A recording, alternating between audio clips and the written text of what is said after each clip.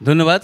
আমরা এর আগের সংবাদেও জানিয়েছিলাম যে সারা দেশের মতো বগুড়াতেও কিন্তু রাজস্ব অফিসে শাটডাউন চলছে এবং এই শাটডাউনে আমরা দেখতে পাচ্ছি যে কর্মকর্তা কর্মচারীরা তাদের চেয়ারে না থাকলেও আশেপাশে ঘোরাফেরা করছেন, সেটাও আমরা জানিয়েছিলাম।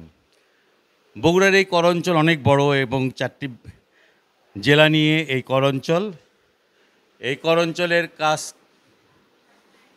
বিস্তৃত, যে কারণে এই অফিসে সবসময় লোক গমগম করে, প্রচুর লোক আসে। কিন্তু শাটডাউনের কারণে আজকে কিন্তু সেখানে আমরা দেখতে পাচ্ছি যে যারা কর দেন, করদাতা, সেই লোকগুলোকে কিন্তু খুব একটা দেখতে পাচ্ছি না। দু একজন তাদের চেয়ারে এসে বসেছেন, কারণ বাইরে প্রচণ্ড রোদ। এই রোদের কারণে অনেকেই হয়তো বাইরে ঘোরাফেরা করছেন না, তারা অফিসেই এসে কোথাও না কোথাও বসে দম নিচ্ছেন।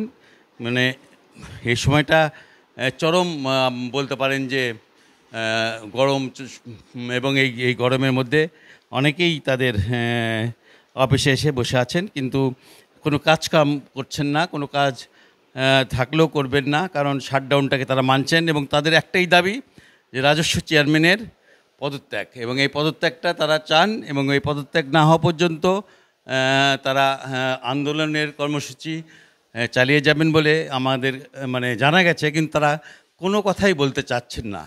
আমি তাদেরকে জিজ্ঞেস করেছি এবং তারা আমরা বলছেন যে কোনো কথা আমরা বলবো না, আপনাদের যদি জানার কিছু থাকে তাহলে অবশ্যই আপনারা ঢাকা গিয়ে জেনে নিন এবং ঢাকা থেকে জেনে নিন, কিংবা ঢাকায় টেলিফোন করে জেনে নিন।